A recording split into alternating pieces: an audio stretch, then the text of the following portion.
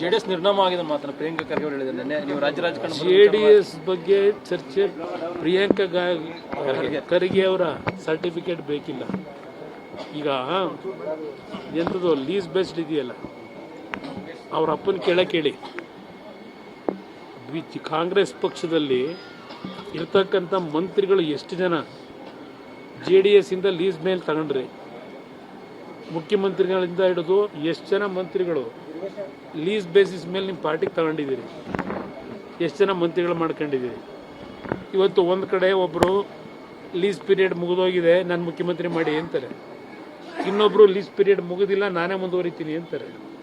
ಮೊದಲು ನಿಮ್ಮ ಪಾರ್ಟಿ ಹಣ ಬರ. ಇವತ್ತು ಮಹಾರಾಷ್ಟ್ರ ಏನಾಗಿದೆ, ಮುಂಬೈನಲ್ಲಿ ಪ್ರಿಯಾಂಕಾ ಖರ್ಗೆ ಅವ್ರಿಗೆ ಹೇಳಲಿಕ್ಕೆ ಬಯಸ್ತೀನಿ, ಕರ್ನಾಟಕದ ಹಣೆ ಬರುವ ಮುಂದಿನ ಚುನಾವಣೆ ಇದೇ ಆಗೋದು. ಅಲ್ಲೆಲ್ಲ ಬಿಹಾರದಲ್ಲಿ 6 ಸೀಟ್ ತಗೊಂಡವರಲ್ಲ, ಈ ದುರಂಕಾರ ಬಿಡದೇ ಇದ್ರೆ ಏನು ಅಭಿವೃದ್ಧಿ ಮಾಡಿದ್ದೀನಿ ಅಂತೇಳಿ ನಿಮಗೆ ಅಧಿಕಾರ ಕೊಡ್ತಾರೆ ಪ್ರಿಯಾಂಕಾ ಖರ್ಗೆಗೆ? ಅವ್ರ ತಂದೆ ಮೊನ್ನೆ ಏನು ಮಾತಾಡೋರೆ? ಕಲಬುರಗಿ ಯಾವುದು ಯಡ್ರಾಮಿನೋ ಯಾವುದೋ ಊರು ಭಾಷಣ ಮಾಡಿದ್ರಲ್ಲ, ನೀವು ಇಲ್ಲಿ ಹುಟ್ಟೋದು ಬೇಡ, ನಾನು ಅಲ್ಲಿ ಹುಟ್ಟೋದು ಬೇಡ, ನಮ್ಮ ಅಭಿವೃದ್ಧಿ ಮೈಸೂರು ಕನಕಪುರದಷ್ಟು ಮಾಡಿಕೊಟ್ಬಿಡಿ. ನೀವು ಮಾಡಿದ್ದೇನು? ಖರ್ಗೆ ಅವ್ರು 40 ವರ್ಷ ಇದ್ರು, ಹಿರಿಯ ಖರ್ಗೆ. ಇವರು 8 ವರ್ಷ ಮಂತ್ರಿ, 8 ವರ್ಷ 9 ವರ್ಷ ಆಗಿರ್ಬೇಕು, ನನ್ನ 14 ತಿಂಗಳು ಸೇರಿ. ನೀವು ಮಾಡಿದ್ದೇನಪ್ಪ? ಅದಕ್ಕೆ ನಿಮಗೆ 200 ಸೀಟ್ ಕೊಟ್ಬಿಡ್ತಾರಾ? ಮುಂದೆ ಅಧಿಕಾರ ಕೊಡ್ತಾರಾ?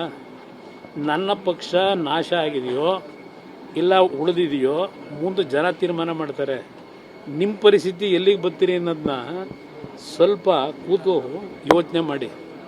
ಏನೇನು ಮಾಡ್ತಾ ಇದ್ದೀರಿ ಇವತ್ತು ಈ ರಾಜ್ಯದಲ್ಲಿ, ನಿಮ್ಮನ್ನು ಎಲ್ಲಿಗೆ ತಗೊಂಡೋಗ್ತಾರೆ ಜನ, ಅದು ಸ್ವಲ್ಪ ಯೋಚನೆ ಮಾಡ್ಕೊಳ್ಳಿ. ನನ್ನ ಪಕ್ಷದ ಬಗ್ಗೆ ಯೋಚನೆ ಮಾಡಬೇಡಿ, ನನ್ನ ಪಕ್ಷದ ಕಾರ್ಯಕರ್ತರು ಯೋಚನೆ ಮಾಡ್ತಾರೆ.